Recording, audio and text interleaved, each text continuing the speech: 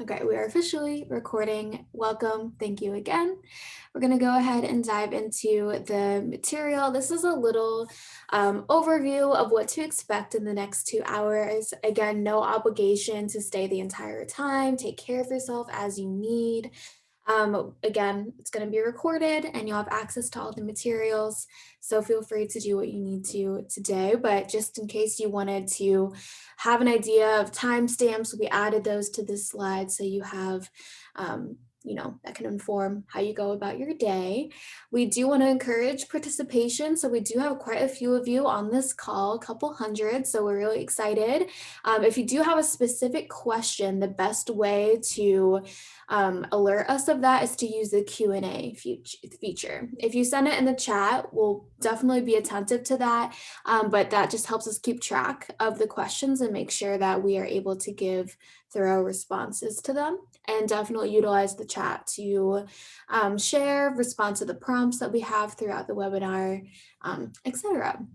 And before we officially dive in, I do want to also acknowledge the words that people have sent in of being overwhelmed, maybe scattered, all of these different things. So maybe you just ran from one other meeting to this webinar. So I just want to give everyone a moment to take a breath. Just notice their body, notice something in their environment, maybe noticing your feet on the ground, maybe noticing the texture of something around you, find a certain color, anything just to like orient into the space and into your body. I just wanted to give an opportunity for that. I see Mary Beth like rolling her neck, anything that feels nice for you. We're all about, making those choices that are in lines with what you need in this moment. That's a big theme for what we're going to be talking about for boundaries. So just wanted to give a little moment for that. Okay. So a few important reminders. So one is that you are a unique person with a unique set of identities, experiences, and perspective. All of these are valid. Our intent is to not invalidate anyone in this webinar. So if there are things that absolutely don't resonate with you, know that a lot of this is drawn from our own identities and our own experiences, which are inevitably going to be a little different from yours. So we just wanted to acknowledge that. And also that, as facilitators, Mary, Beth, and I are here to provide information and hold this space for you to make your own choices that honor you in this moment. So you can always change your mind. You can decide later that things you created in activity no longer fit. We're just here to hold that space for you and provide more information. But nothing that we say is exactly how you need to live your life by any means. So relevant to that, any examples that we provide in the webinar are just that, examples. They're not what's best, they're not ideal, they're not this is the only way you can do things. They're just offerings for you to adapt, personalize, or even ignore if you choose. Another is that you get to decide what's okay and what's not okay for you. You're allowed to change your mind at any point, a huge tenet of like the work and how we operate in the world. Another is discussing boundaries can be challenging for various reasons. We're going to talk about some of those today. And it can also be a new topic. Maybe some people have gone many decades of their life realizing that they've never really thought about boundaries or established them.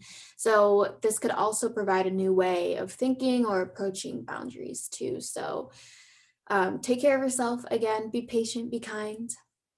And then lastly, again, certificates, PDF of the slides, handouts, recording, all of that will be available to you. Okay, so the first thing that we're going to do actually is create a word cloud. So we would like to know what words you associate with boundaries right now in this moment. So you have 3 different options for how you can participate in this. So the first that I'll do a little plug for is to click the link that I'm going to send in the chat. So you can click on that link and add up to 10 words that you associate with boundaries. You can do 1, you can do none. You can also go to that website, type in the code, or you can do this fancy thing with your phone. You can just open up your camera and you can click on the link that appears, and it should propagate and look like this.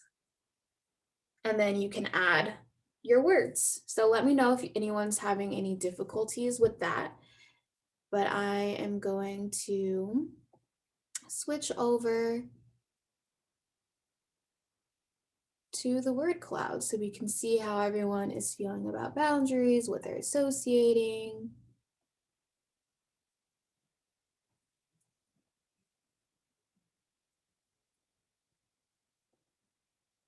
Okay.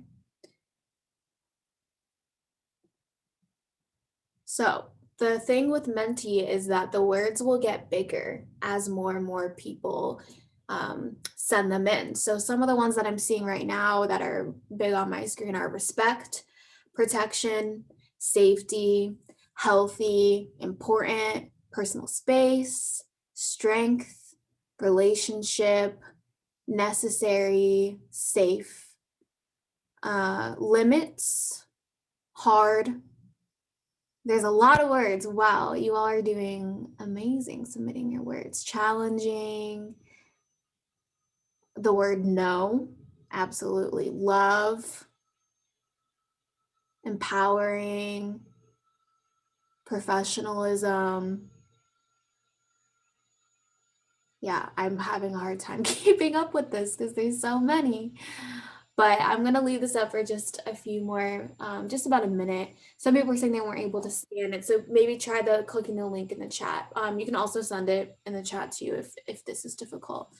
But yeah, I'm seeing a mix of words, lots of positive, but also some that acknowledge, how this isn't a super easy conversation for everyone of how we all have different relationships to what boundaries are and how we interact with them. Was there anything you wanted to add, Mary Beth? No, just I'm seeing a lot of respect, safety, and protection as like the words that really pop out or the biggest ones so far. So I think we all sort of have a baseline understanding that boundaries are healthy and they're a part of extending respect both to yourself and to other people.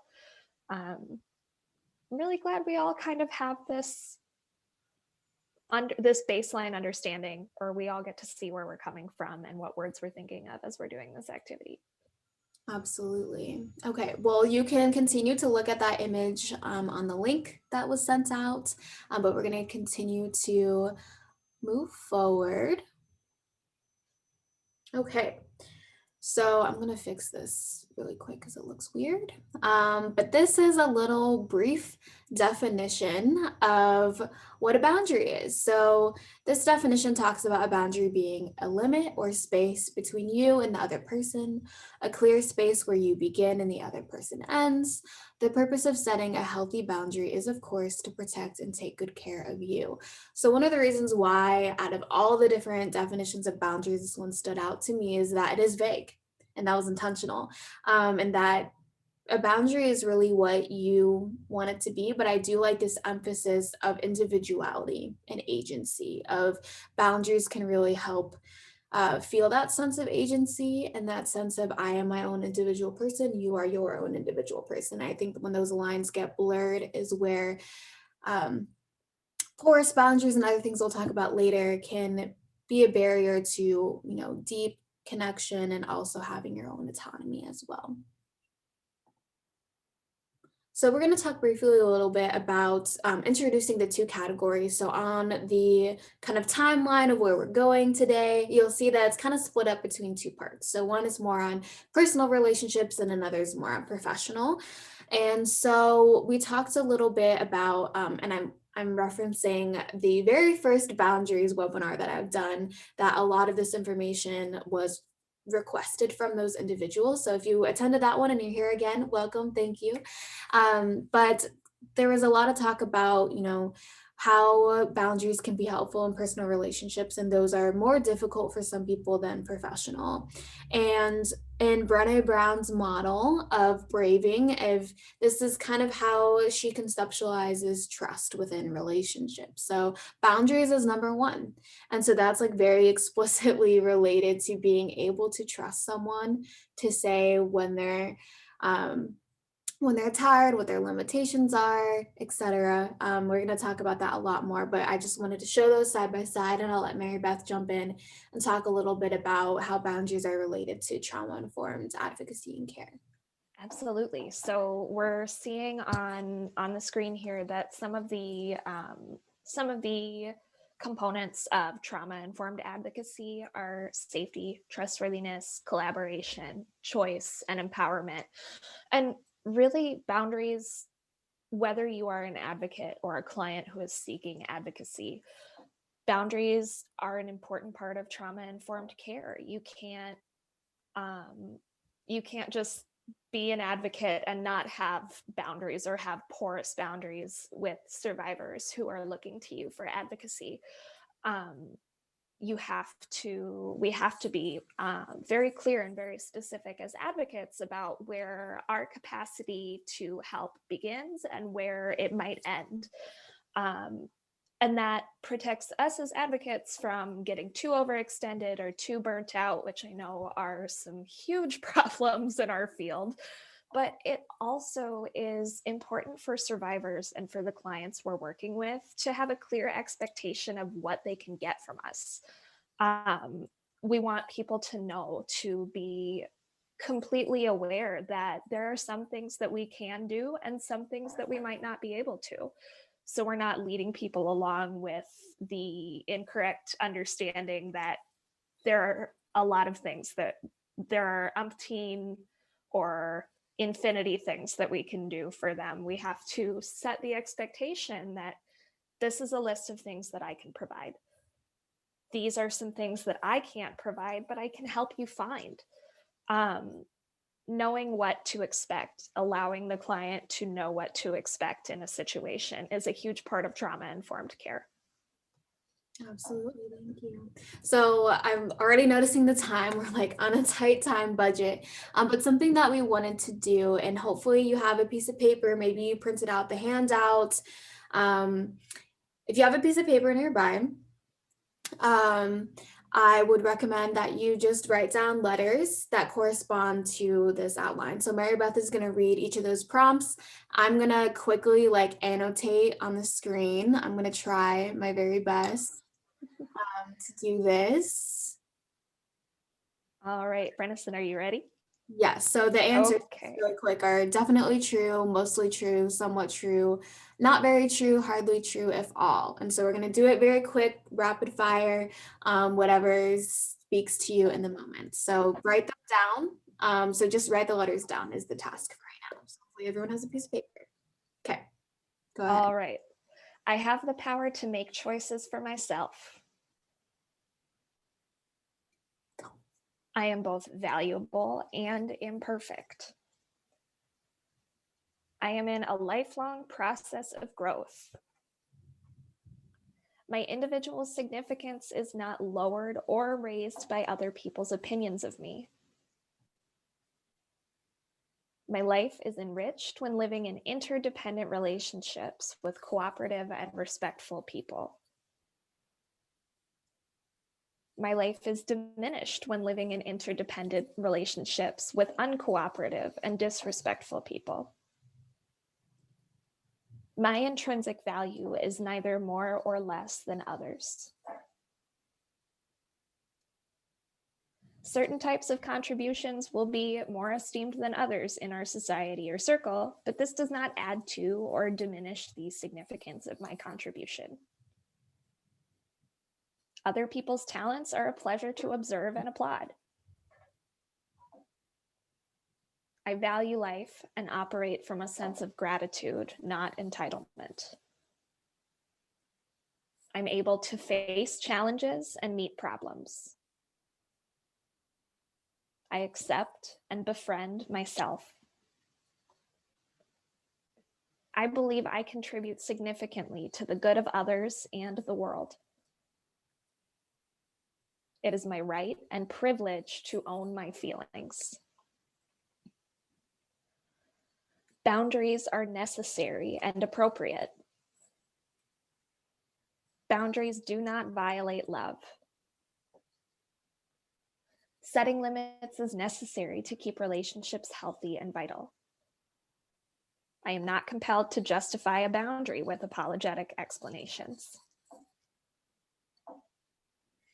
All right, so hopefully you have a piece of paper with a bunch of different letters on them, or maybe the same letter.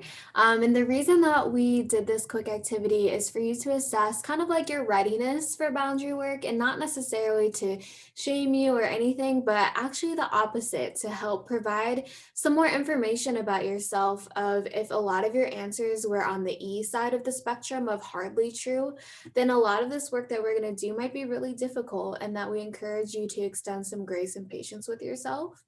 And even if you're more on the A side of the spectrum, this still might be really difficult for you to do too, and that you don't have to agree with every single one of these statements. It's just to get you thinking a little bit more about your current relationship with boundaries. Okay, so we will advance. So a little bit more about um, rational boundary building thinking. So I want to extend the definition of agency. So it's the capacity of a person to act in any given environment, the state of acting or exercising power, or to which an end is achieved.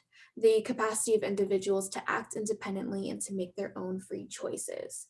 So, with that in mind, I wanted to do a quick poll. And the question is, have you ever felt a sense of agency in your life before? And this is very, very relevant to talking about boundaries and about boundary building thinking. So I'll give everyone a few, about 30 seconds to submit their response to this poll. And with any poll, you have the option to write something else in the chat if any of those options don't best align with what you believe.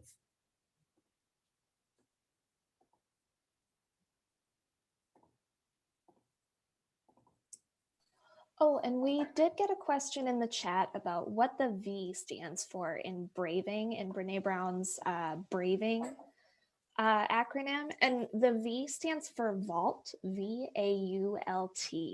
It means you don't share information or experiences that aren't yours to share.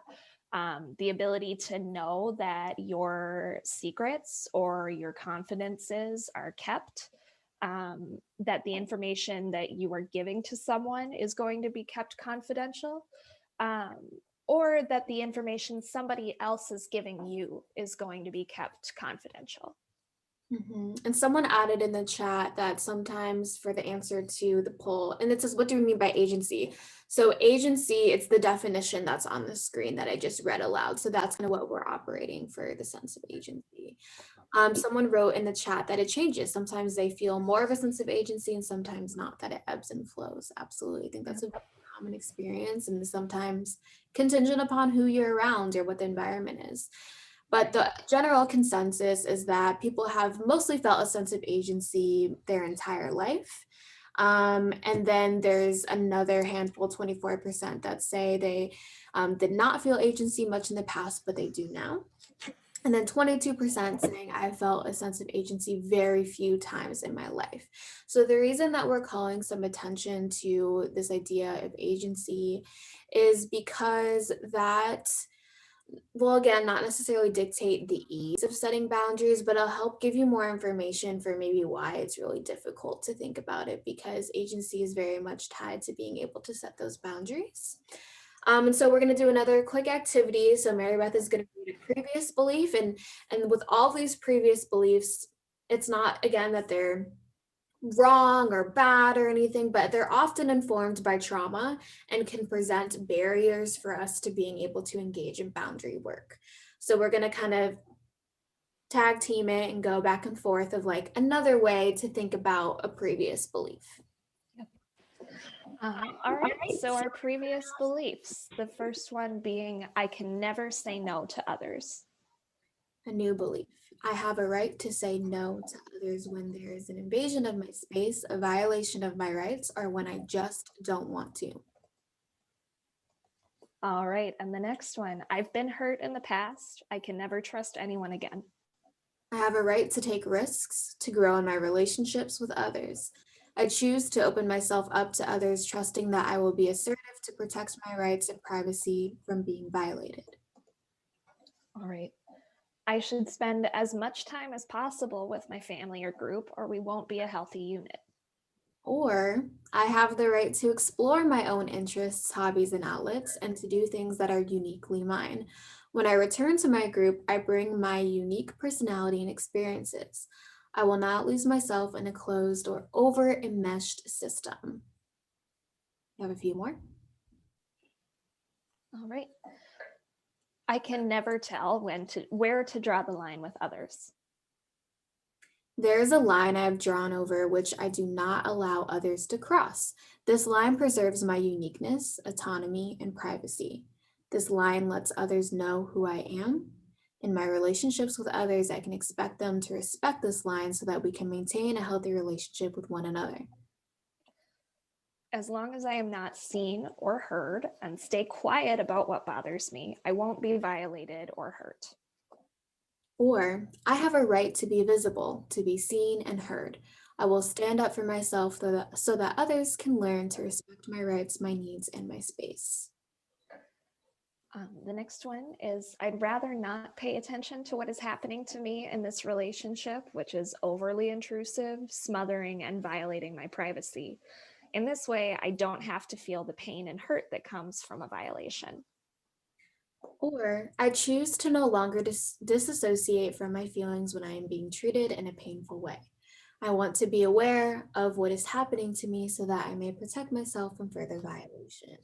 So these were all kind of just a practice. It's a little aligned with like cognitive behavioral therapy, if you've ever done that, of just thinking about your beliefs and thinking, how can I shift these?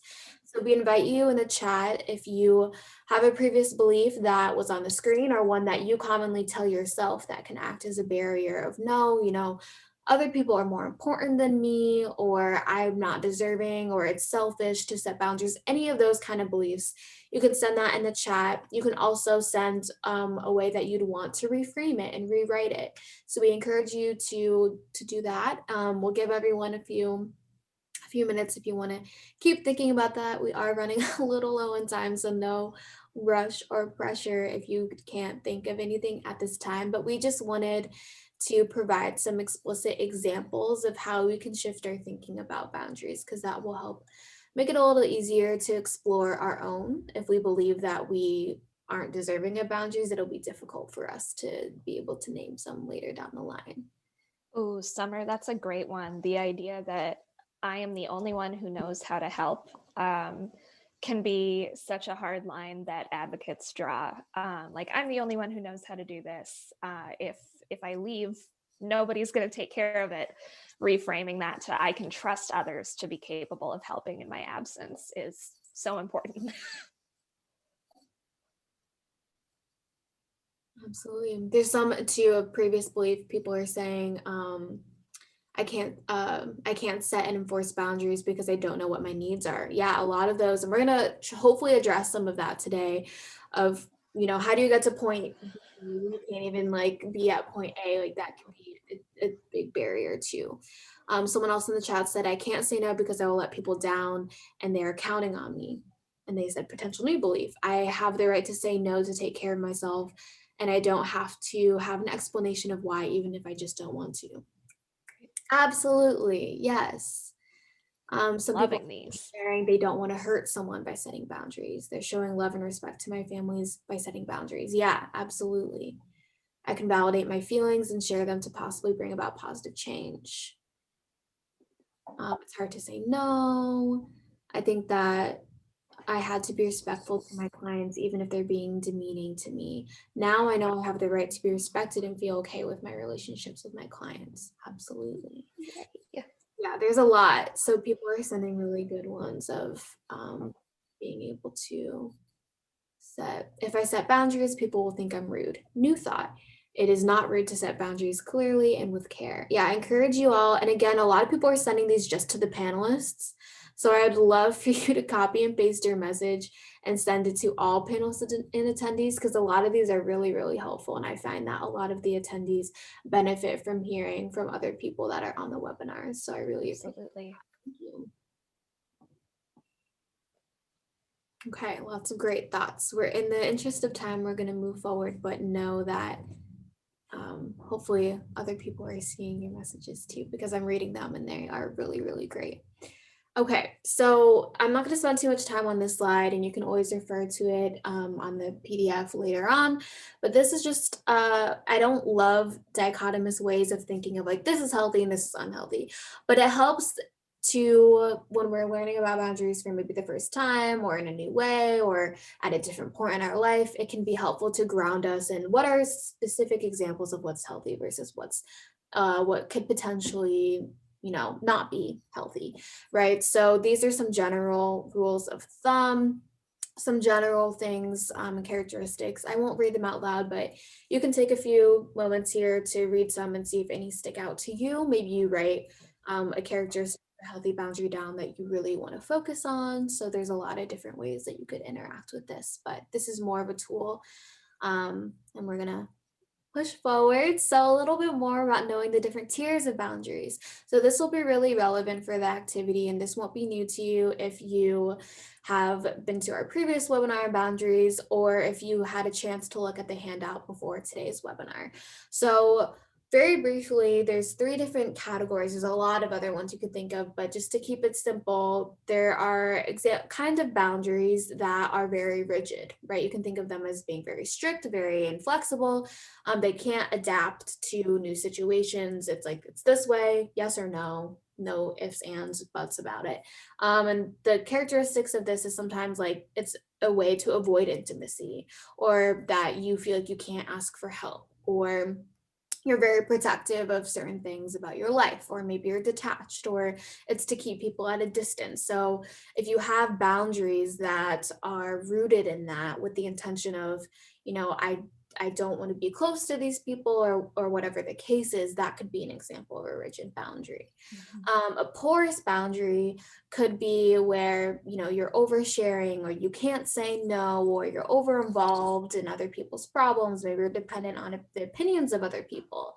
Maybe I don't like this one of saying accept abuse, but that can be one where, you don't actively think about, this is disrespectful, this is harmful, this is not okay. That could be an example of a porous boundary, or fearing rejection if they don't comply with what other people want. Alternatively, boundaries that are categorized as more healthy could be that, you value your own opinion, you don't compromise those values for other people. Maybe you share personal information in an appropriate way, so you're not like undersharing, saying you can't know anything, like why would you ask me if I have a sibling, or oversharing and say let me tell you everything that I've experienced since I was born. Like there's a lot of different sides of the spectrum of finding a healthy balance for you, where you don't get, and again, someone mentioned they love Brene Brown, I do too. She talks about vulnerability hangovers. And we want to avoid vulnerability hangovers where we're oversharing in the next. And a lot of times we don't know it till after the fact. And we think about, wow, I just shared way too much. That person didn't need to know all of that about me. I wish I could take it back. And then other things of knowing personal wants and needs and being able to communicate those, and then accepting when other people say no to them too. So those are some indicators that will be really helpful for the activity later. Okay, so we're officially into exploring personal boundaries. So we have another poll of, have you ever tried to set personal boundaries with friends, parents, or romantic partners before? Again, if there's an answer that doesn't reflect your experience, write it in the chat. We'd love to read it.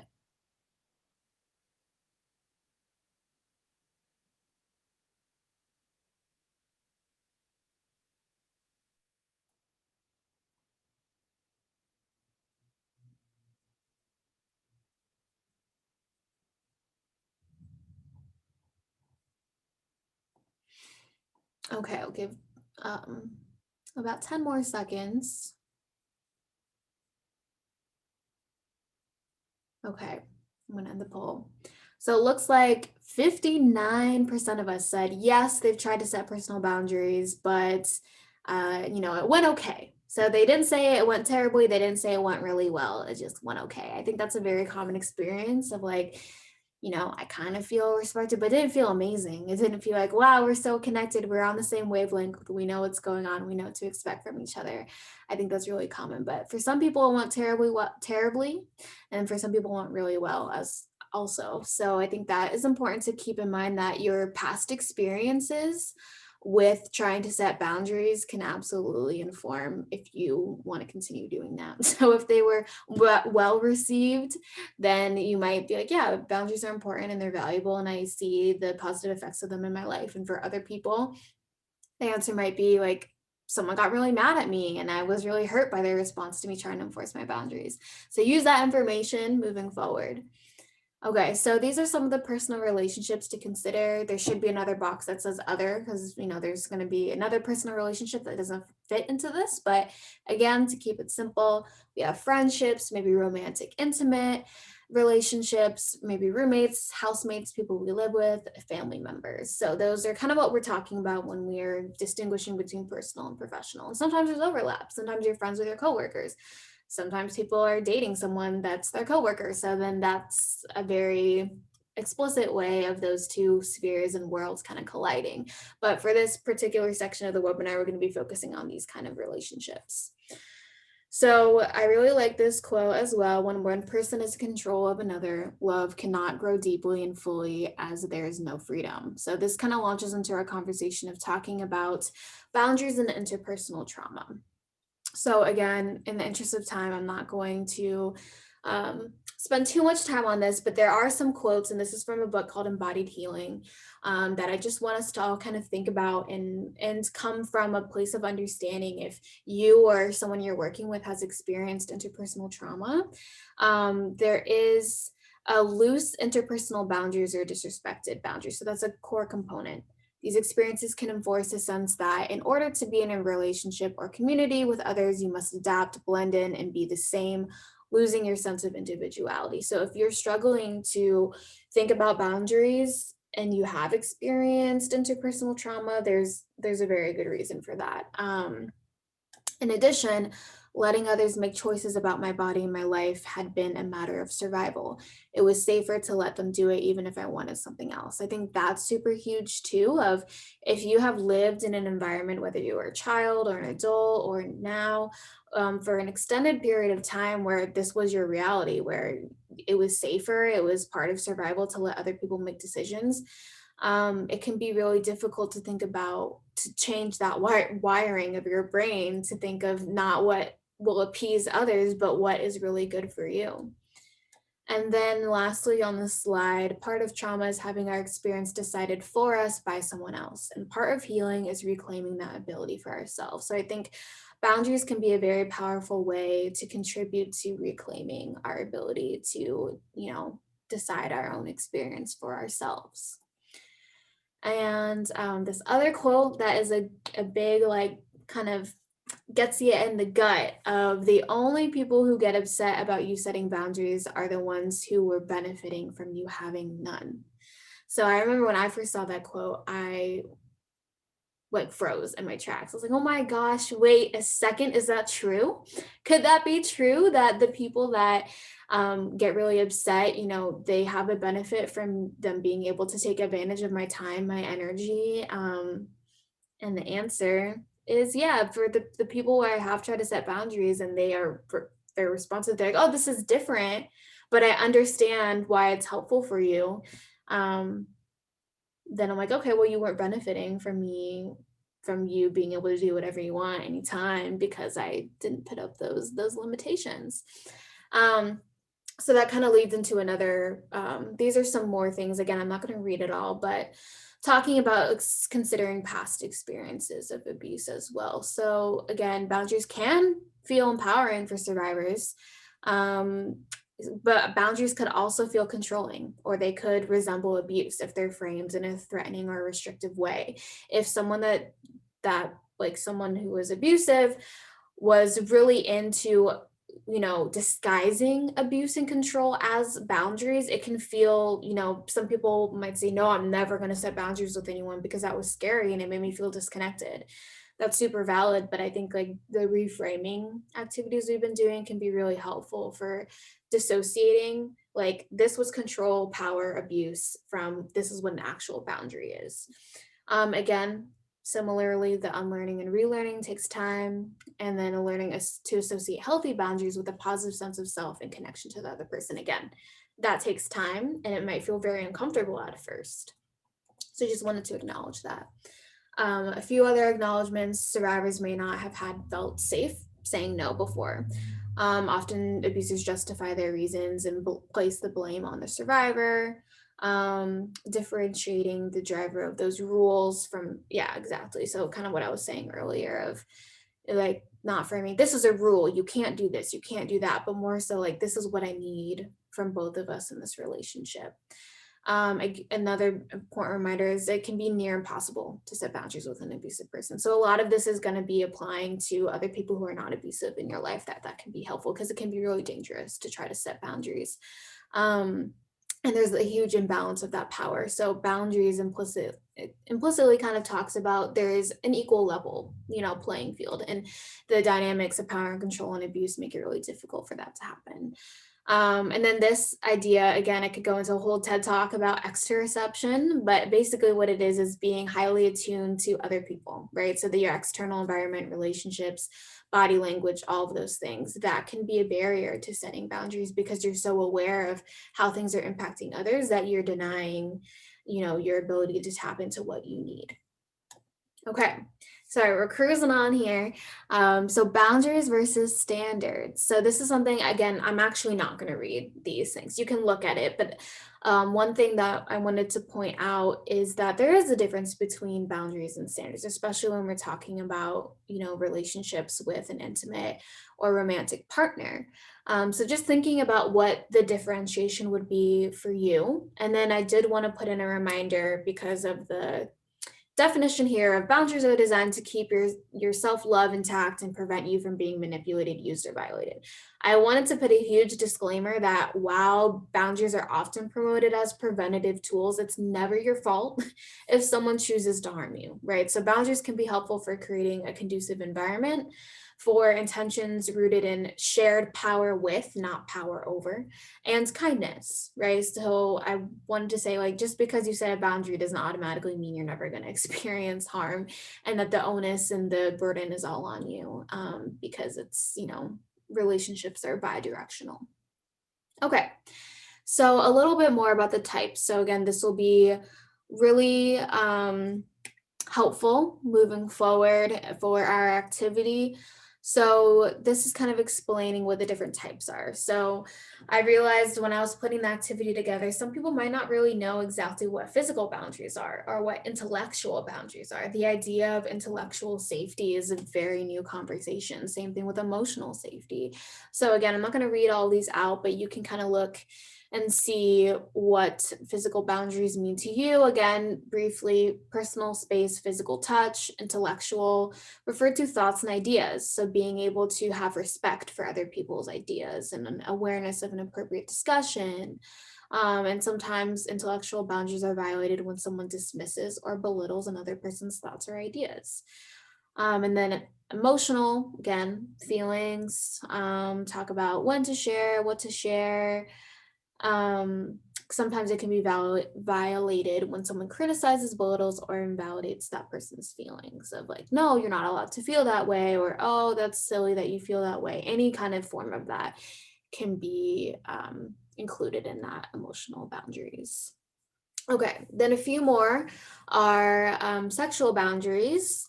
So I need to put a note to myself. There's a really good link for sexual boundaries. That could be its own entire webinar, and it should be.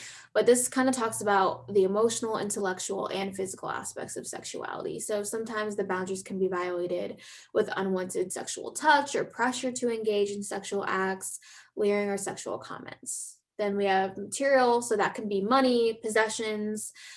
So those can be violated when someone steals or damages another person's possessions, when they pressure them to give or lend them their possessions.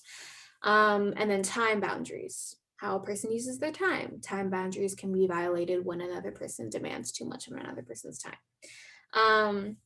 And then one that's not included on this list. So this is from Therapist Aid. Huge shout out to Therapist Aid because they have a lot of great resources. Would highly recommend. But if people want to send anything in the chat about what are examples of digital boundaries, I think that's really relevant in the age of where we are now. And I'm working from home. I'm, digital boundaries may be more applicable now that I'm not physically sharing an office space with people and I'm being reached via the phone, or, digital boundaries, even when we're talking about personal life. So, with my friends or family, of, expectations of having to respond immediately or being able to answer a phone call at a whim. Some people are saying that they turn off their phone at 10 p.m. They don't share photos of others without asking first. Using the Focus app to block certain apps when they're on their phone. Um, Absolutely. Yeah, social media. Um, Response expectations at all times, even after work hours. Yeah, absolutely. Yeah, so definitely continue to think more about I'm seeing a lot of requests for more about like sexual boundaries. I'm gonna like literally write a note. Um, cool. Okay, we're gonna continue to move on, but yeah, think about digital boundaries. Think about the different types of boundaries. Again, there can be other types. Oh, okay, I held it in. I was about to sneeze. Okay, we're gonna move on to some examples of the types of boundaries. So we're a little behind schedule, but I did want to show some examples, and this kind of goes into the activity really well. So examples of physical could be ask me before initiating physical touch. And for some of these, I put in quotes like what this could sound like from the other person's perspective. So honoring that boundary could sound like, can I give you a hug, instead of immediately wrapping my arms around you? And a personal value of why I thought of this boundary is because I value autonomy, right? So we're practicing this idea of what is the type of boundary, what is an example of that boundary, what would it sound like to have that boundary honored. So one that really stood out to me when I was creating this was emotional. So if you ask an invasive question, respect my decision to not share at that time. So what that could sound like from another person is, I would like to know the answer to this question, but I understand it is causing you emotional distress, so I won't ask you anymore. I will assume that if you want to talk about it, you will initiate that conversation. So that value is respect and patience. So I've definitely been in that situation before. And if someone were to have said that to me, that, they're going to like, I would actually feel more open to talking about that, because I feel like they respect me and that they also value patience. So those are some examples of specific types, and that can be just used to plant some seeds for the activity.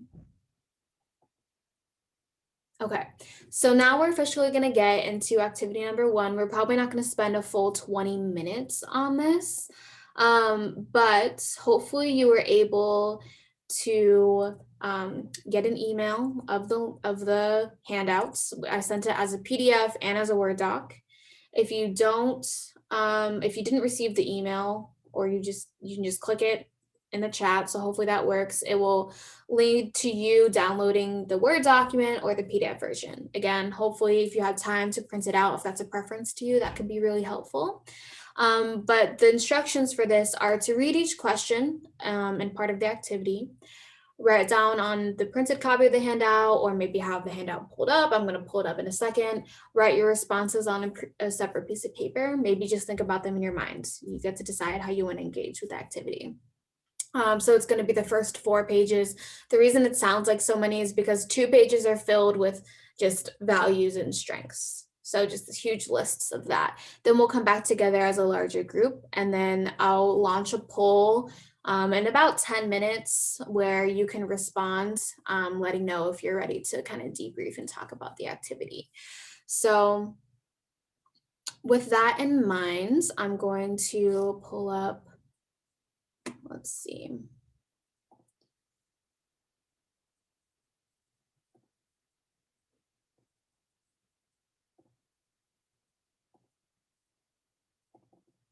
Okay, I'm gonna share a different, whoops, we're not doing that yet. I'm gonna share a different screen. Okay, so this is what the handout looks like. Can you see the handout, Mary Beth? Yes, the handout. Yeah, if you could just blow it up a little bit more, Brennison. Yes, absolutely. Okay, so There The we go. very first thing that we're doing is writing down the name. I'm just going to kind of walk through with everyone. We're writing down the name of someone that we struggle to set healthy boundaries with. So it can be a parent, it can be a friend, it can be, and this is personal. So don't think about work yet. We're going to talk about work soon, but this is just personal. Who do you struggle with? Could be family member, friend, loved one, anything like that. And then we're thinking about putting check marks of how the boundaries currently are. So again, we talked about those rigid, porous, healthy. So we'll go down to this chart and you can write it out too. You can write it however you want. You can write down physical boundaries and say, I would label the physical boundaries with this person as rigid and flexible. Intellectual boundaries, maybe you'll say intellectual boundaries are pretty healthy. Emotional boundaries, very porous. Sexual boundaries, porous. Material, digital, rigid. Time, healthy, like, or a combination. So just put check marks in those boxes, or you can write it down on a piece of paper. So that is kind of the next activity. I'll pause for a moment to see. So yeah, and again, you don't have to agonize over this. You have all this material. It's just to initially put your intuition in there. Then the next step, this is like a little bit of a bigger one, but maybe set a timer on your phone for only a minute, like a minute. Just scan through this list and maybe circle the top 10, maybe only 5. It doesn't have to be 10. You can really decide which values really stand out to you in this moment. So for me personally, I'm thinking about balance is super important to me these days. I would say this is kind of hard.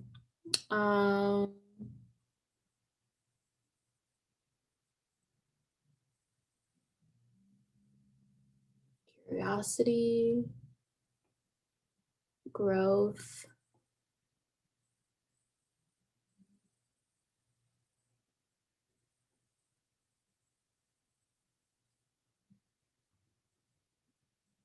independence. I like the idea of inner harmony.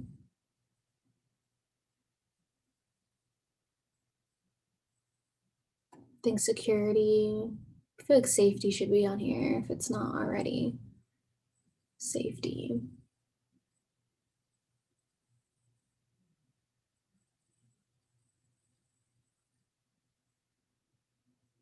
This was in alphabetical order at one point, and now I think family is huge. Whatever. So yeah, you can just pick whichever ones are standing out to you. Maybe stability.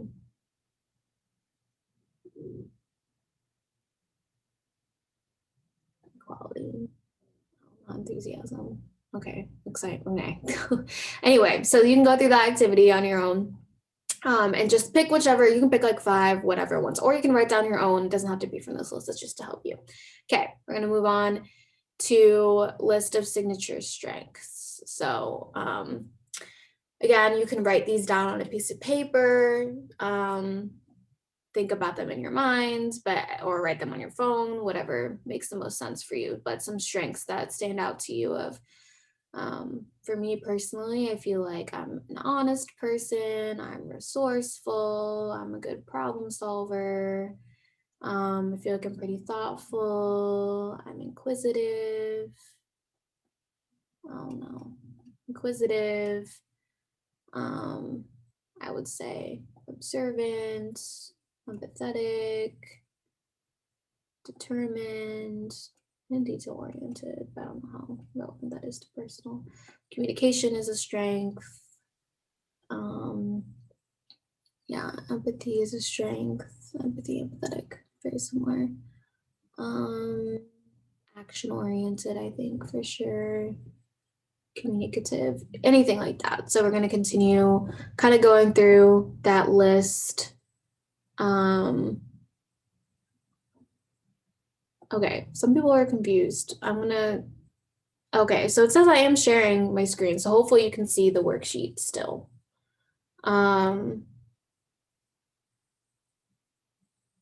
Okay.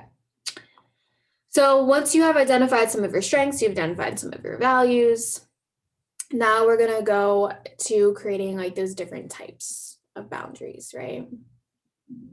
Okay, people are saying they can see it. Perfect. Okay, so you'll draw 5 circles. For again, this is for that person that you want to set personal boundaries with that you identified at the beginning.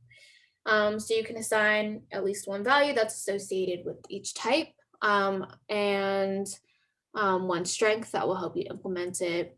And then after you've identified a value and a strength that's related, so again, from that example before, you could say emotional, draw a circle for emotional, and then say a value that I want to associate with emotional is respect.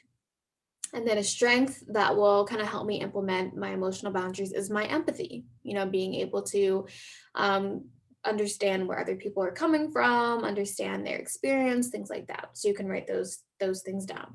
Then you can write one specific boundary for each circle. So I put some characteristics about what the boundary could sound like, but we're going to talk about that more in part 2. But just to start to brainstorm of how you can use your values and your strengths to inform what boundary you want to set. So I'm actually going to reshare the slide with the examples so you can get an idea of that. So can you now see the slides?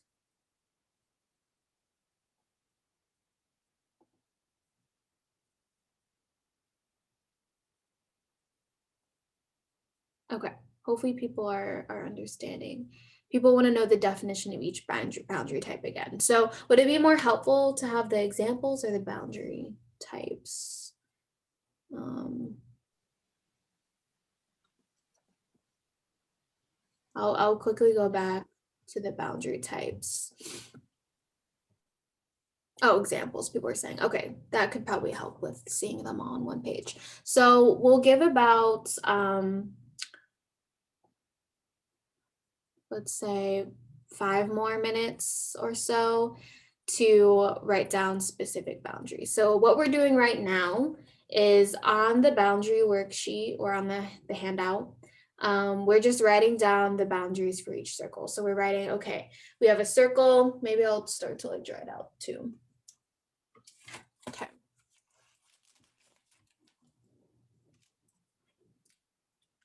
Perfect. Thank you for sending that, Mary Beth. Can you send that to everyone as well?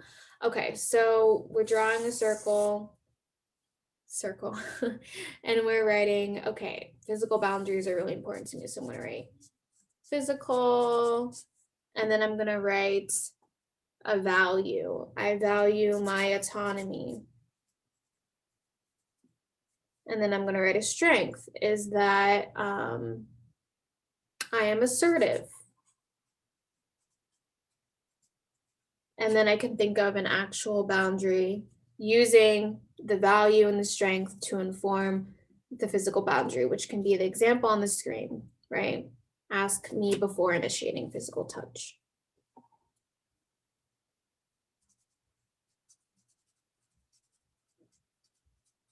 And then you're doing that for whichever ones stick out to you. So maybe time boundaries don't really apply to you. Maybe material boundaries don't really apply to you. You can use the ones that make the most sense for you. So that's an example of one. And then you can just keep kind of going through that process. So we'll do this again for about 3 more minutes.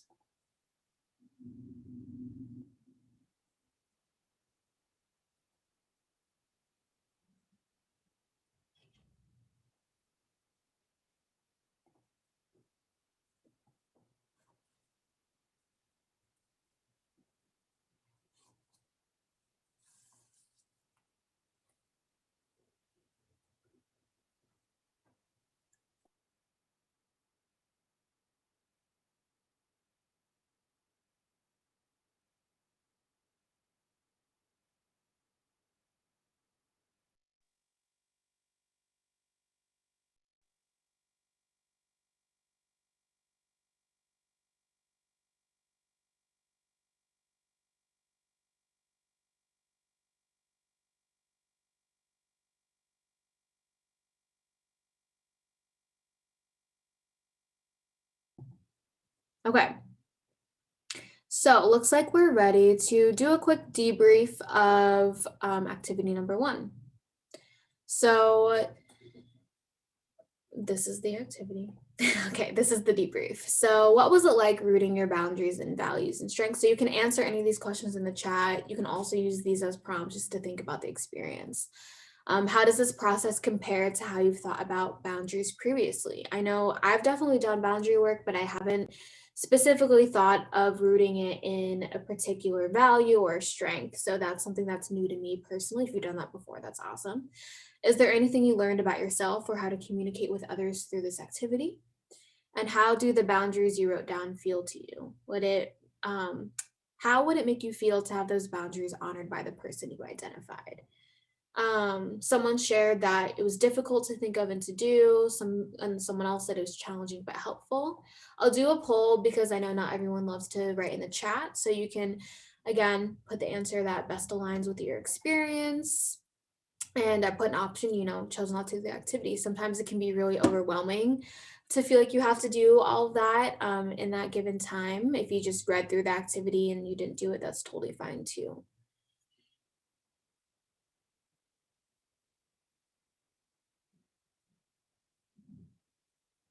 Some people are saying they'd like to go back and do it when they have more time. Yeah, it definitely requires more thought. And hindsight's always 2020. Looking back, I'm thinking we could have had a 2-hour presentation just on personal boundaries. It's really difficult to find that balance. But yeah, needing more time, a lot of people saying, yeah. Some people said they read through it and followed along. Cool.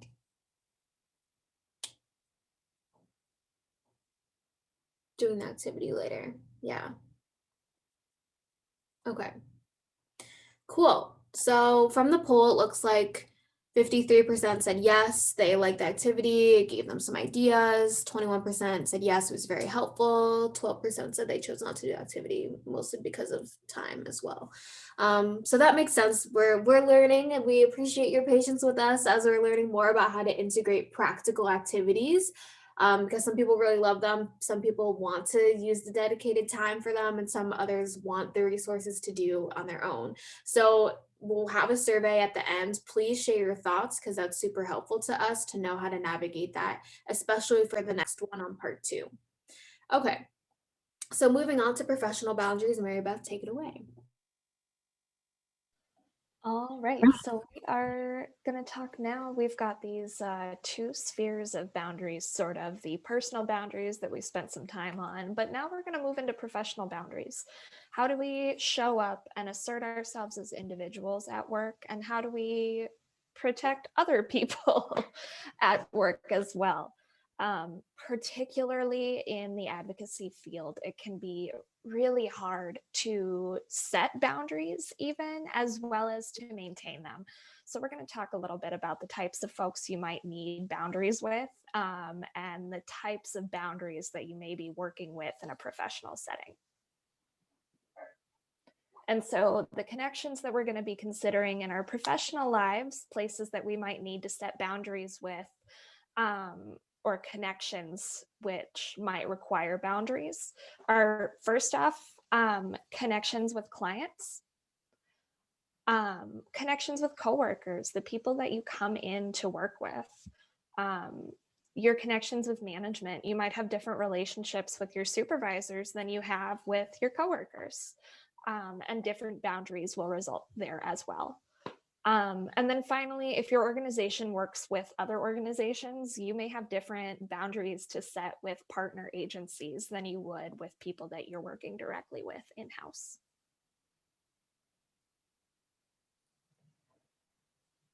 All right.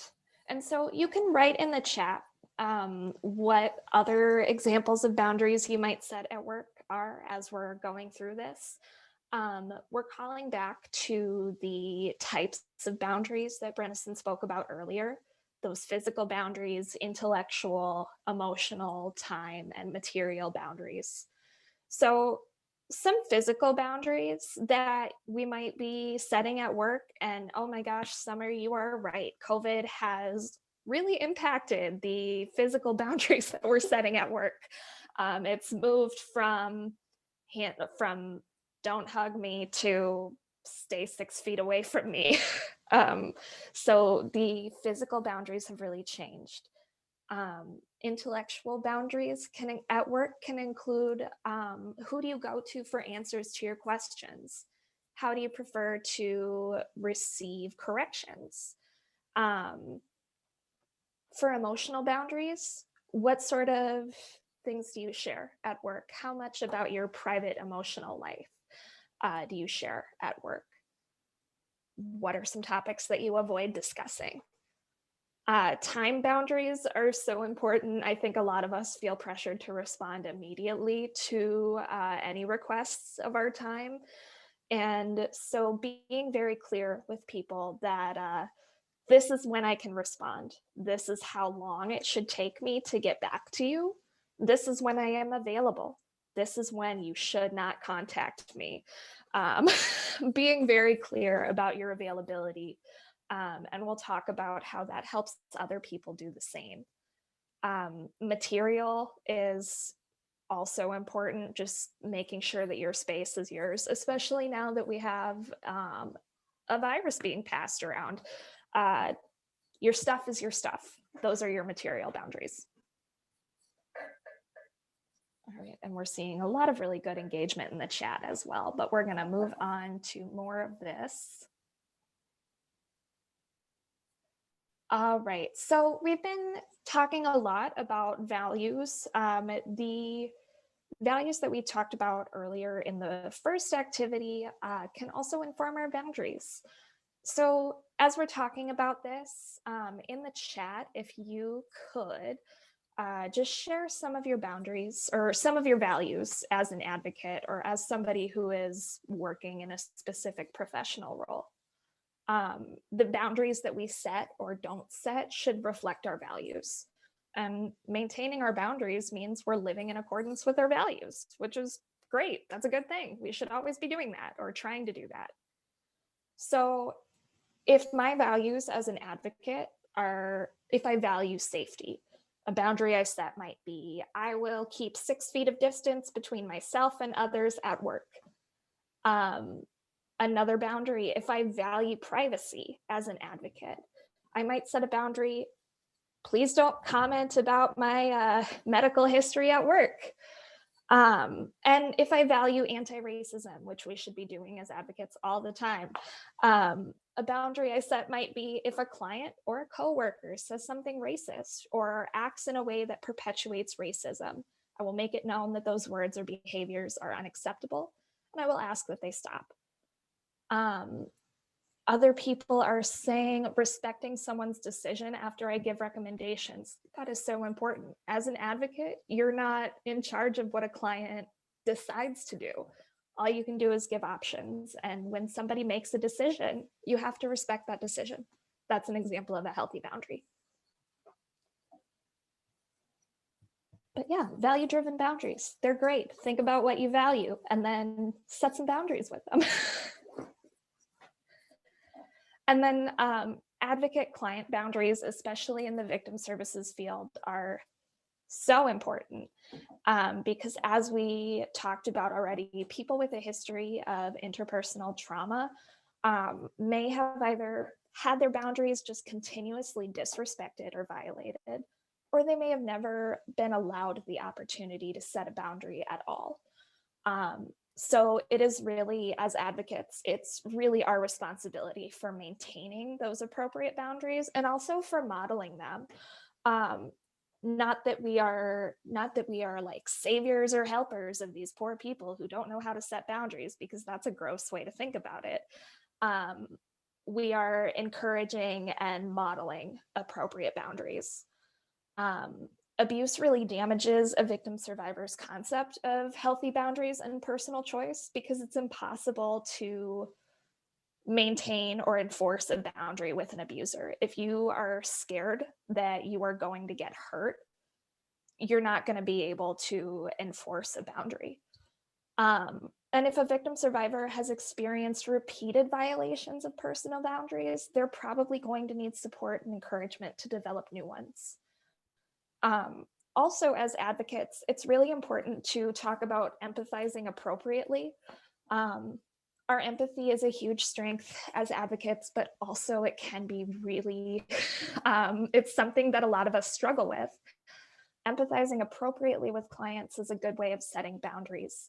You need to avoid becoming overly invested in a victim survivor's life or decisions, because those are hers. Those are hers alone. Those are theirs alone. Um, and also need to avoid that sort of uneven treatment of the survivors on our caseloads. So empathizing inappropriately would mean forming really intense attachments to some people on your caseload while neglecting others. It's really important to find that balance, and we'll talk about that a little more in the coming slides. I also want to mention on the next slide, when your boundaries are crossed. So we are going to do a poll here at work, which sphere or which group of people crosses your professional boundaries most often. So those can be management or supervisors, clients you work with, coworkers, or even yourself if you find yourself just continuously ignoring the boundaries that you've set for yourself.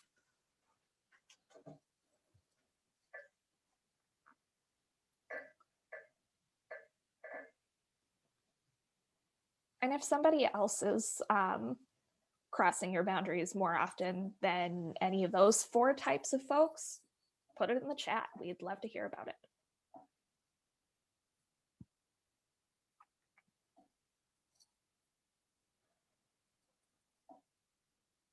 All right, and it looks like, ooh, this is interesting. We have a pretty even split here. The winner is clients as being the folks who cross professional boundaries the most, but it is followed very closely by coworkers and then by management, and some folks are crossing their own boundaries. So let's talk about what happens when boundaries get crossed. When you recognize that, well, first off, you have to have set a boundary for the boundary to be crossed. But when you recognize that a boundary has been crossed, it's important to just ask yourself a couple of these questions, like, what am I feeling? Do I feel safe? What am I trying to do? And if I don't get what I want, how will that affect me? Your answers to those self-assessment questions can inform how you enforce the boundary that's being crossed. I think next up, we have some information about standing firm in your boundaries, especially if we are, if we have a past history of abuse or interpersonal trauma. It can be really hard to stand firm in our boundaries if someone is trying to cross them. Our first reactions might be to waver, to say, oh, okay, if it's making you that upset, I won't do it. I won't enforce that boundary. But it's almost like training a puppy. It's not okay for the puppy to pee on the carpet just once, like just because you don't want to go clean it up. You have to make sure that you are constantly not allowing the puppy to pee on the floor. Like, you can't allow them to do it one time because they'll think it's okay to do it one time. So you have to enforce your boundaries consistently and firmly. You have to be very clear. What do you need from them to keep that boundary intact? And how do you respond if it's broken? And it's also really important to figure out how to respond to people who are continually pushing back on the boundaries that you've set. That's a really hard row to hoe sometimes, because you don't want to be too flexible with allowing somebody to cross those lines that you've set for yourself.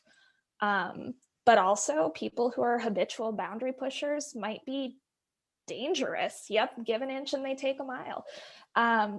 Might be dangerous to firmly enforce a boundary, and that sucks. But we do have a couple of phrases here that you can use. If you feel that your boundaries have been crossed, we do have a list of practice phrases. These are some good things just to drill into yourself. Get that muscle memory of your jaw or your hands, however you communicate, to say these things, um, so that you feel comfortable saying them. Things like, I've made my decision and it's final. Like, I've already said no. No doesn't mean keep pushing. I've asked you not to use that word around me, and if it happens again, I'll have to speak to our supervisor. Or even just a simple phrase like, I need to take a break from this conversation.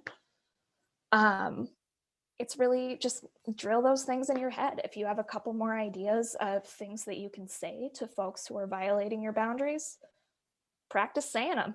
Get comfortable, because you're going to need to be comfortable to be firm in your enforcing boundaries. All right. Yeah, I'm seeing some things in the chat of people, as you're going through this, Mary Beth, they're realizing that they might want to set more work boundaries, or that they might Yeah. be thinking that, um, and that, experience with the habitual boundary crossers that you mentioned, of asking the same person to honor the same boundary over and over, and what do you do in that moment, and how exhausting it can be to do that, and then the Yeah. dynamics of a team setting. It can be hard to enforce boundaries when everyone's boundaries are the same.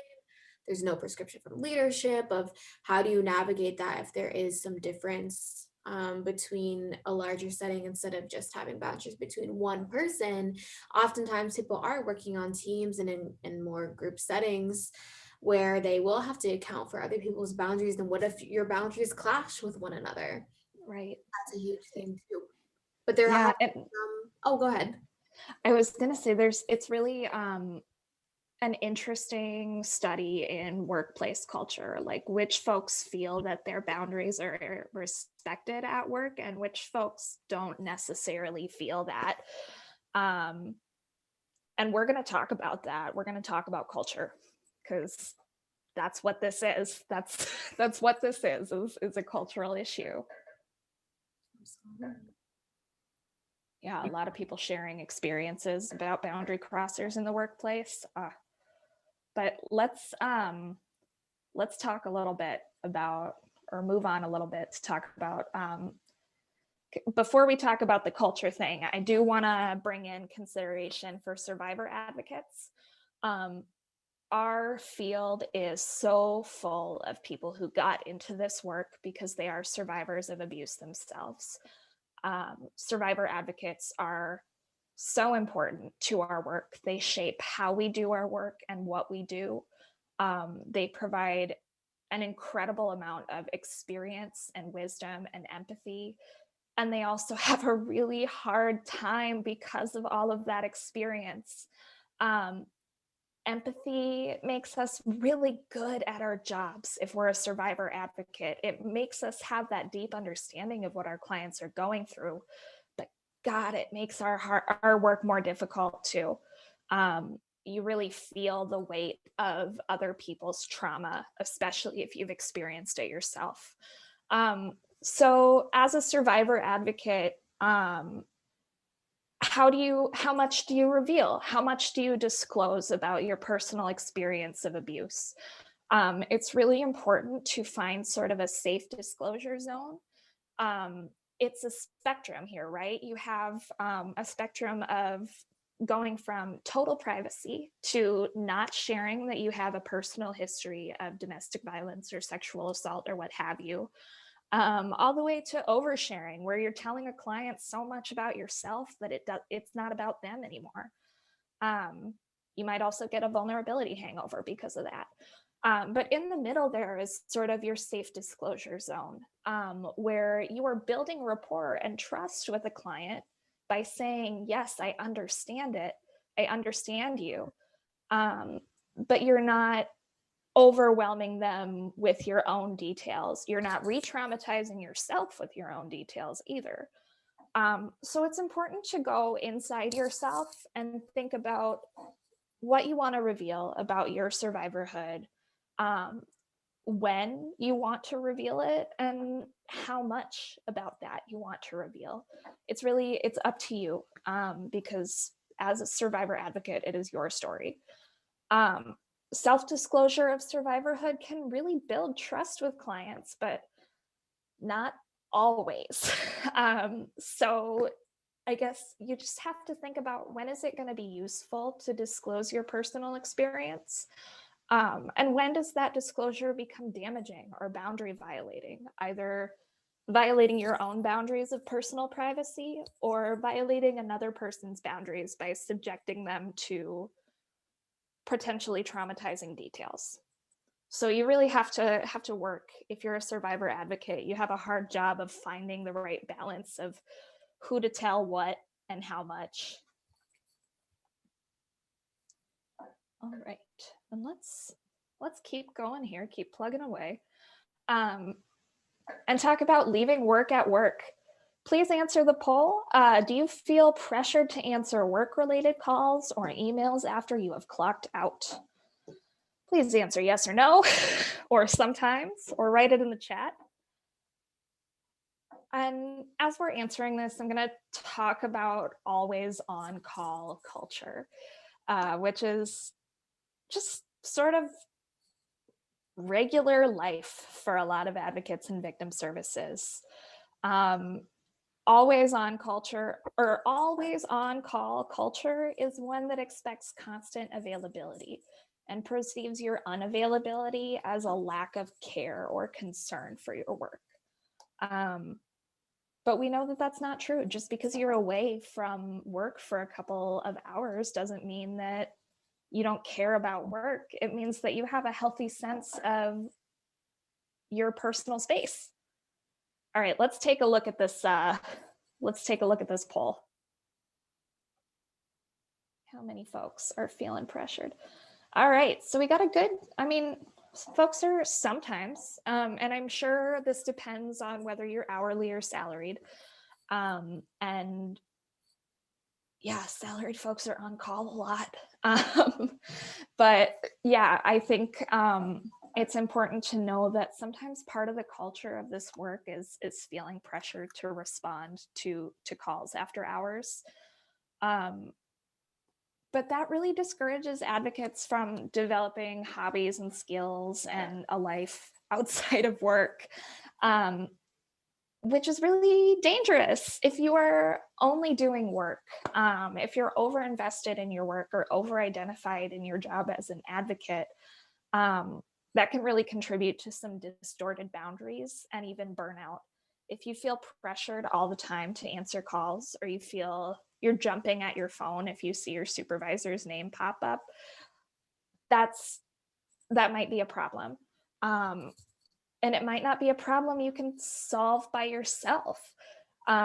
This is a cultural issue that is because, yeah, you might feel pressured to answer calls because if you don't answer a call or an email off hours, you might lose your job. That's an example of a really messed up work culture that doesn't value professional boundaries or doesn't value your time as a person and not just as an advocate. All right, so we are going to move on to establishing new norms. So if you are in a program that has an always on call culture, it's not going to be fixed overnight.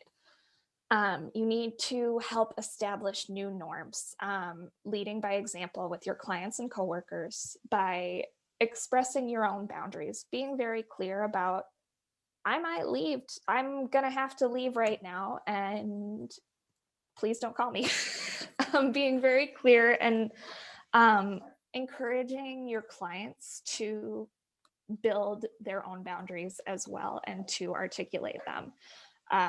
If they have an understanding that their boundaries are important, they'll have an understanding that your boundaries are important too. And to really change that always on call culture, it requires everybody else's buy-in. So you really do have to band together. Push back as a group if management has been making unreasonable demands or expectations of your time.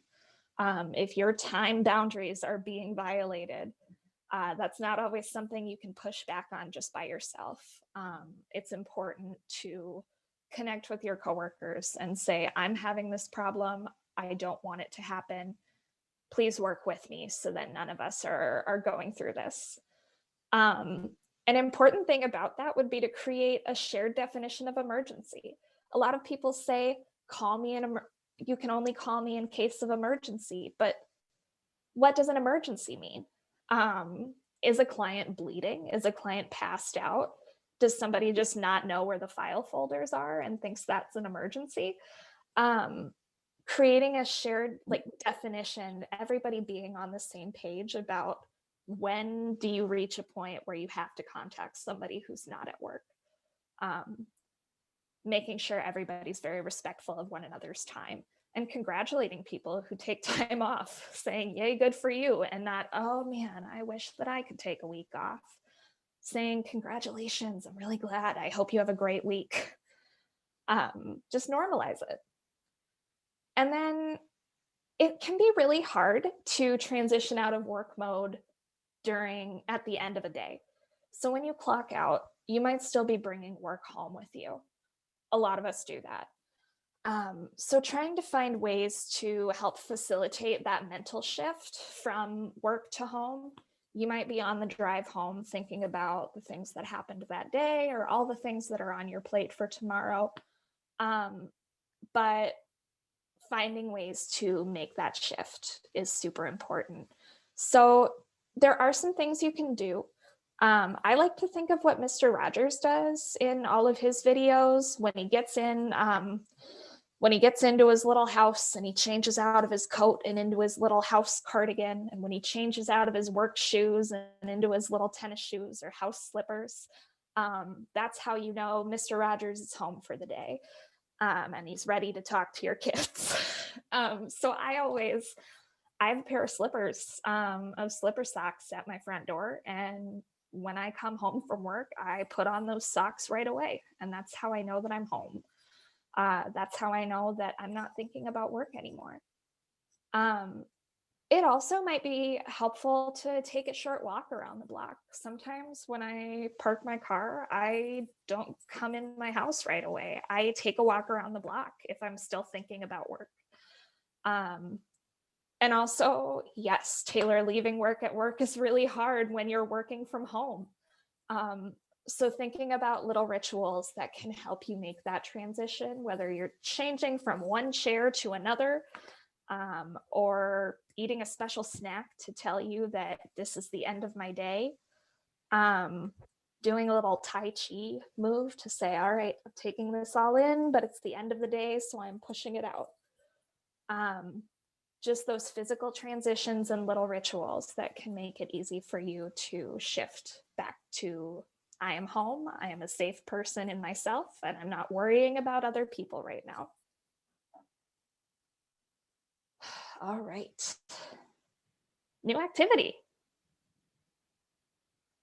Brenison, do you want to introduce this part? Yeah, for sure. Activity? Yeah, for sure. Okay, so I have all these things up. So we're gonna move on. So I'm gonna send the link again in the chat. It's the same one from the very first activity. So if you have that up, I would suggest that you pull it up again. And I'll send the link in the chat because I know there's been a lot of messages since then. So let me quickly send that. Okay, I'm gonna send both in the chat. And then there's some questions about part 2. So part 2 is going to be next week. You do have to register separately for that. I'm going to send the link in the email, and at the end of the chat, I also sent it in the Q&A. Okay, so we're going to shift gears to activity number 2, talking more about professional boundaries. So we've done a lot of the work already. We've talked about what are our values, what are our strengths. We're going to apply all of that to this second activity. And so with that, I'm going to share my screen again. Again, we'll probably spend 10 minutes. I know it's rushed. I'm so sorry. We're going to keep working on time management and making sure that we are integrating these activities in a way that's actually helpful for you all. So again, please answer the survey, give us some tips on what would be best. But for now, this is how we're going to do it. So we have two different options. So the first one is to write down 3 times when you felt your boundaries were crossed at work. And then the alternative, which you'll see on the very last page of the handout on page 6, is talking about 3 times when someone established professional boundaries with you. So for some people, it might be kind of triggering to think of um, 3 times where your boundaries are crossed. So if you know for a fact you don't want to think about that, you don't want to be in that headspace, you can automatically go to the alternative one on the last page. But we'll stick with the first option for right now. So writing down 3 times when we felt that our boundaries were crossed at work. So an example, and a lot of you have already talked about this in the chat. I felt like my boundaries were crossed when my supervisor called me on my personal cell phone past operating hours when I was not scheduled to work to talk about an interaction that was not an emergency I had with a client. And then I put some indicators of how you might know your boundaries were crossed. So, I think a lot of you have this insight, but if you need some reminders, maybe you're justifying someone's negative behavior. So maybe, yeah, you're justifying, oh, I understand that this person needs me to do that, whatever the case is. Or you blame yourself for things for going wrong, you feel shame, maybe start doubting decisions that you did put in place for boundaries. Maybe you have a sense that something is off, that can in itself be enough to be like, oh, my boundaries are crossed, it doesn't feel right. Maybe your decision is disregarded. So thinking about specific situations, so you can write down situation number 1, 2, 3, you can just focus on one. So that's the first thing. And you can use examples from people in the chat, you can use things you've actually experienced. And then writing down a sample boundary for each. So I'll give everyone, and before I move on to that, I'll pause and give everyone a minute just to identify at least one example of when their boundaries were crossed, or maybe you didn't set a boundary and you realized later, oh, that's something that I should set a boundary to make sure, hopefully that doesn't happen again. I'm going to stop talking for a second so people can hear themselves think.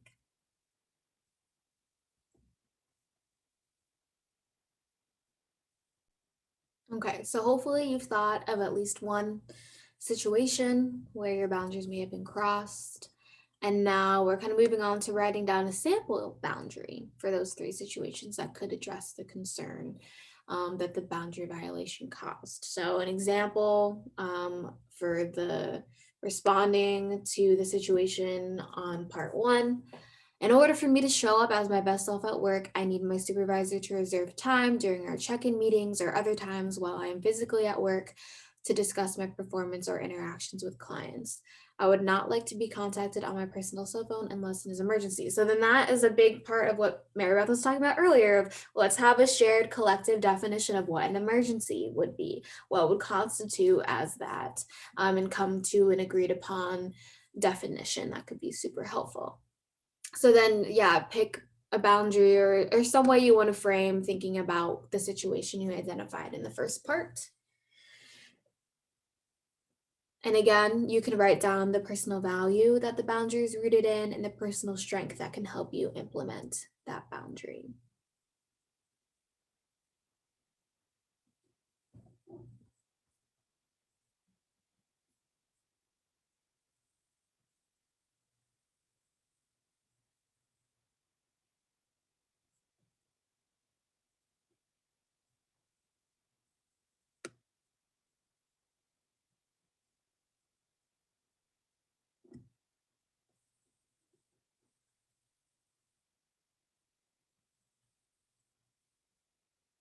And if you're feeling rushed or anything by this, again, know that this activity will be available to you. You can engage in it in the way that feels best for you anytime after this webinar as well. We just want to give some space to immediately apply some of the things that we've been talking about. So I'll give one more minute here. Okay, so hopefully you thought of at least one sample boundary to address the situation you identified in the first part. And then this was just the alternative. So very similar to what we did before, but just when they establish professional boundaries with you and then using their boundaries to help inform boundaries you might want. So maybe it was even people in the chat, they said that they established boundaries by, saying, I'm turning off my phone at 10 p.m. or I'm doing this. And then thinking of, okay, what is my own personal boundary that I want to set related to that? And thinking a little bit about how it felt, how they enforced the boundary, things like that. So that was the alternative. So if you want to work on that, you totally can. Again, I'll give like 2 minutes or so, and then I'll submit the poll to ask if people are ready to debrief. Okay, so now we're debriefing. What was it like to think about specific situations in your work life that may have caused you distress? What was the impact of brainstorming ways that could prevent the negative experience from happening in the future? Why are boundaries important at work? Who at work do you struggle with implementing boundaries with the most? Which work relationships would you benefit the most from new professional boundaries? What have you learned about your relationship to your work? How has the pandemic impacted your life at work? So, any of those questions, you can just let it simmer, let it marinate. You can just think about it. You can type some of your responses in the chat, but for now, we'll just do the last poll of the webinar of just how beneficial was that activity for you? Any general thoughts, just sharing your experience with that can be helpful.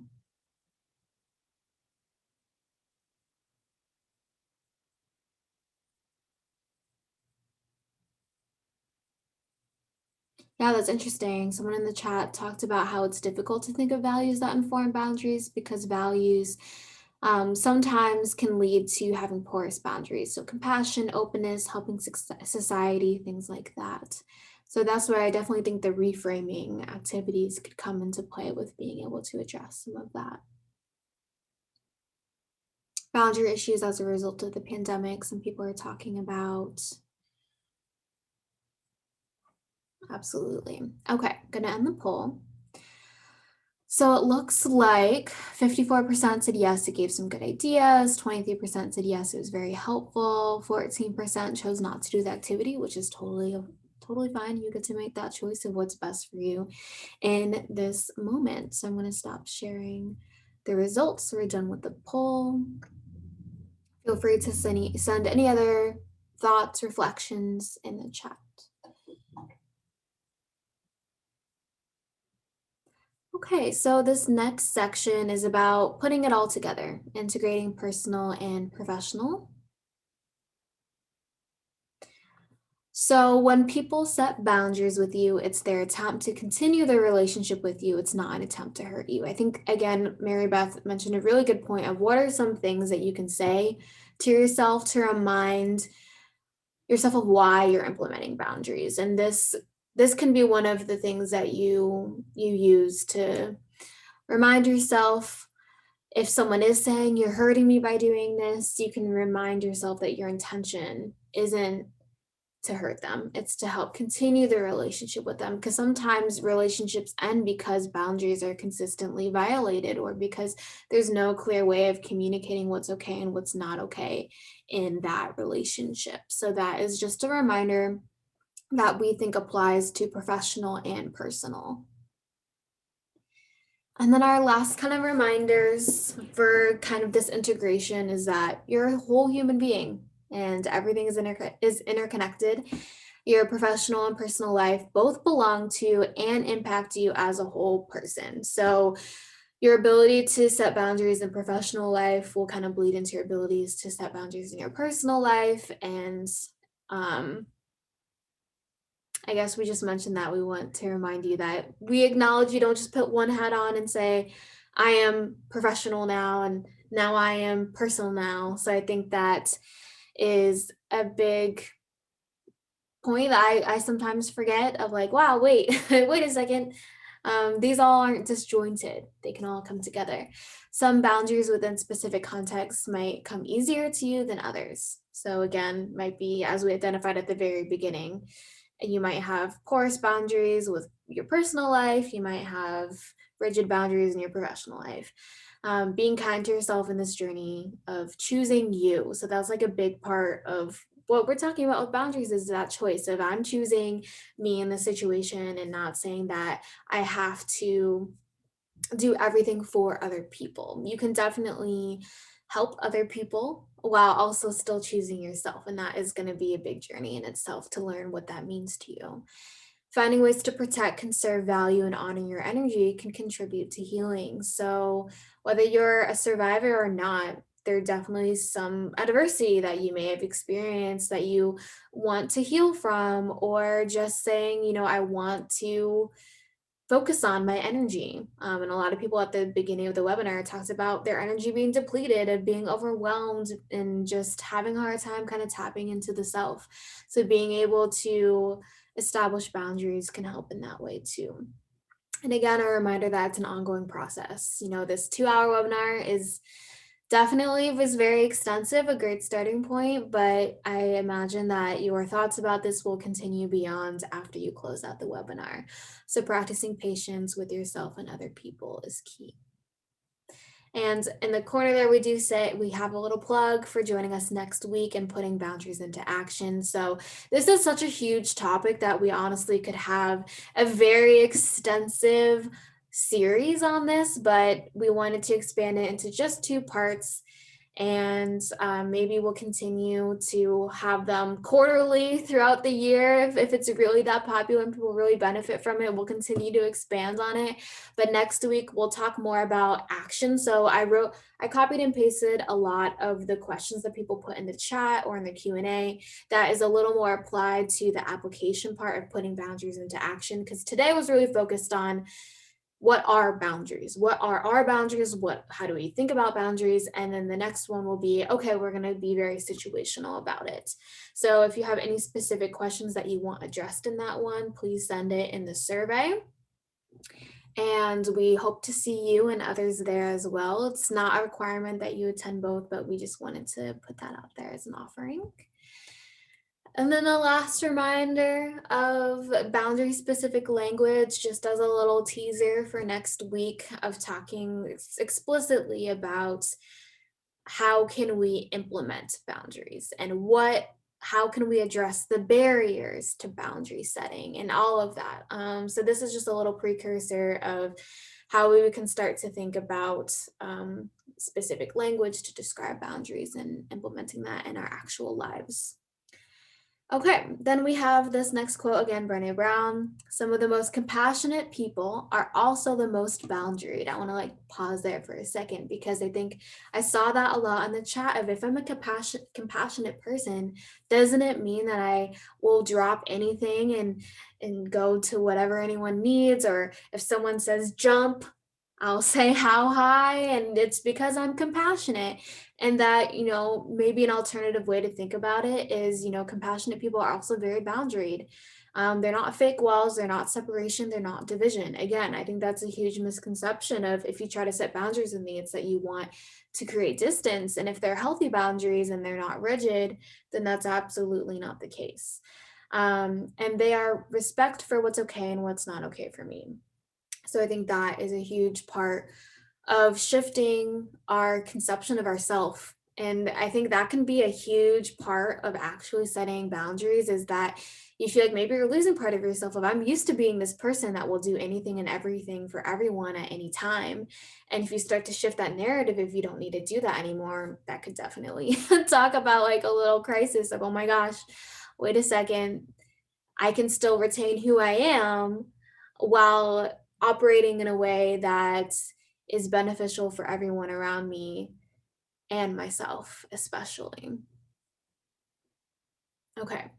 And then these are some additional resources. So boundaries exploration worksheet, a bunch of different things. So when you get the link to the PDF, which you will be able to click on all of these links and explore boundaries with kids, boundaries with your parents as an adult, so many different things that we could talk about for boundaries. So I encourage you to check those out if it's relevant to you. And then lastly, connect with us online, follow our Facebook, Instagram, Twitter, subscribe to our YouTube channel. The recording of this webinar will be on there. And I will also send information in the chat. So when you close out, you should automatically be sent to fill out a survey. And the survey will talk about your experience with the webinar, things you liked, things you didn't like. Yeah, and so I'll send that link in the chat too in case it doesn't come up for you. The chat is not included in the webinar. No, we only have access to the chat.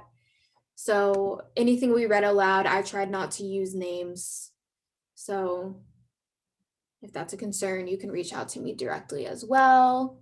I'll put information on subscribing to the YouTube channel. We really hope that it was helpful for you and that you gained some information, some resources, some reframing, whatever you needed. And then again, all of this will be in the follow-up email. So if you are on this call, your email is in my files. So you will get an email with a summary of all of these links, everything. And then if you do have any questions, you can email outreach@wadvocates.org and we'll be happy to answer any questions. We are wrapping up a few minutes early, so I do see some people leaving, so that's totally fine. We're not going to respond to any requests for certificates through the chat. So we'll need you to send a separate email to the outreach email on via the instructions in the chat, and then instructions will also be set in the follow-up email. So Mary Beth, if you have any closing remarks, now would be the time if you'd like. Yeah, well, you absolutely can use whatever tools you get from this webinar at your discretion. If you never want to see that handout again, that's fine. You don't have to. If you want to go fill it out right now after this, go for it. But if you have any questions or concerns, feel free to reach out to us. I am going to be on the Women's Advocates live chat until about 3 o'clock today. So if anything's come up for you over the course of this webinar where you think, oh, I need to talk to somebody about this, I'm having a lot of feelings, go to our website and just click on the live chat. You'll get me. We can talk about it. But take care of yourselves. Take a drink of water, take a deep breath. And thank you so much for being here. Yeah, thank you. Have a great rest of your day, rest of your week. We hope to see you next week. We also do have all of our webinars for February in the registration. So you'll go, I'll type it in the chat too, February events, www.wadvocates.org/events. And you can check out all the events that are coming up as well. So feel free to reach out, stay connected. Again, how to register for next week, you can go to our event page. I will also send a direct link to the registration in the follow-up email, so no worries. Okay, hopefully that addressed everyone's questions. Thank you so much for spending 2 hours with us today, this Wednesday morning. And we really appreciate you and hope to see you again. Okay. Thanks, everybody. Thank you. Bye.